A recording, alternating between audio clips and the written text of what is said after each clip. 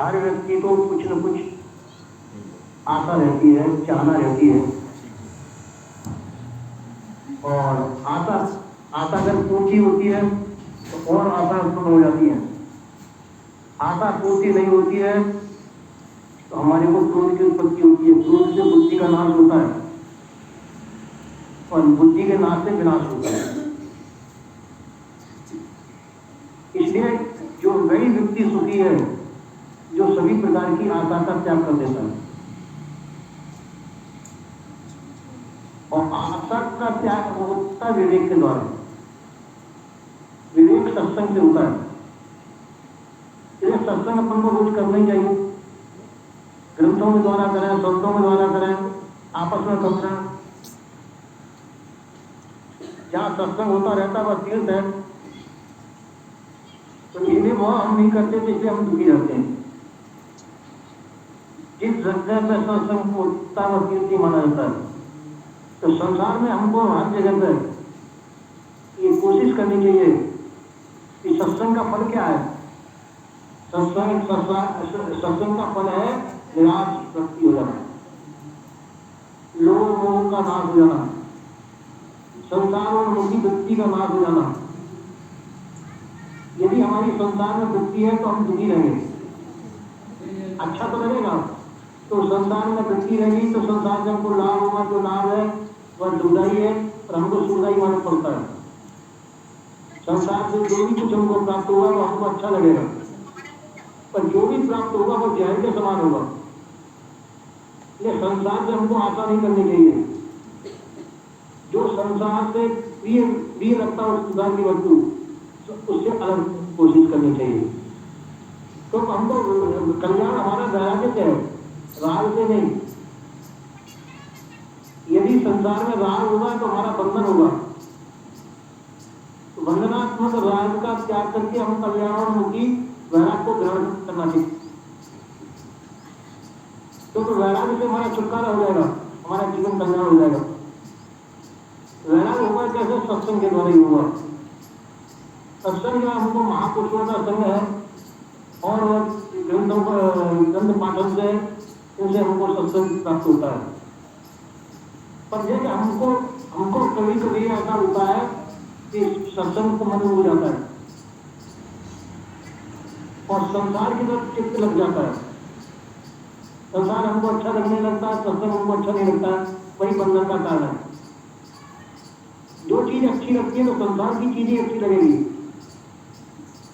तो संसार की चीज अच्छी लग करके हम उसमें आसक्त हो जाते हैं।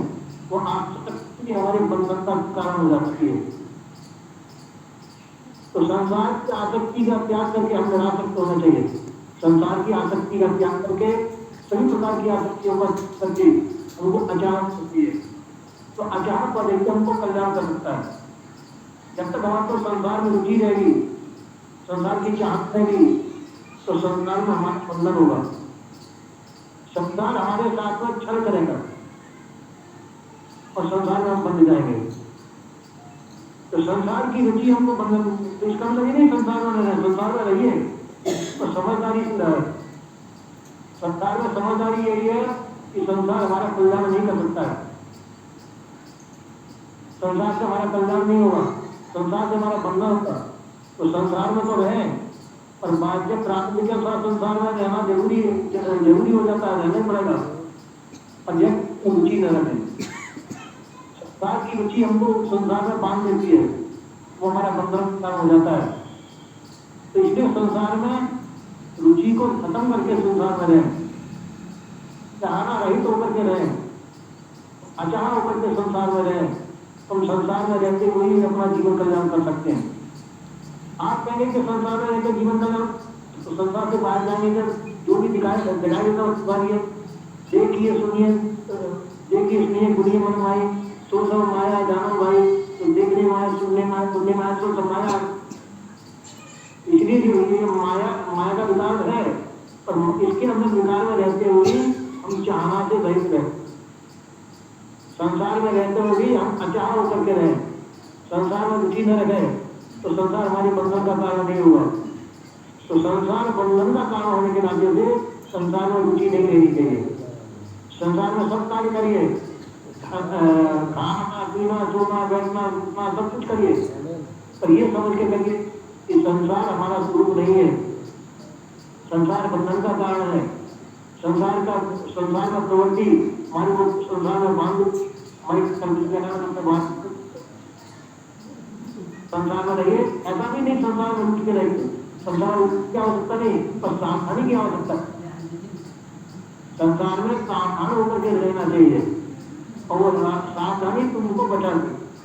जैसे बिजली के नंगे तार फैले हुए हो, वहां पर तुमको बीच में रहना है, तो सावधानी पूर्वक हम रहेंगे तो बिजली के करंट से बच जाएंगे। यदि सावधानी नहीं रखेंगे तो बिजली का करंट हमको नहीं होगा।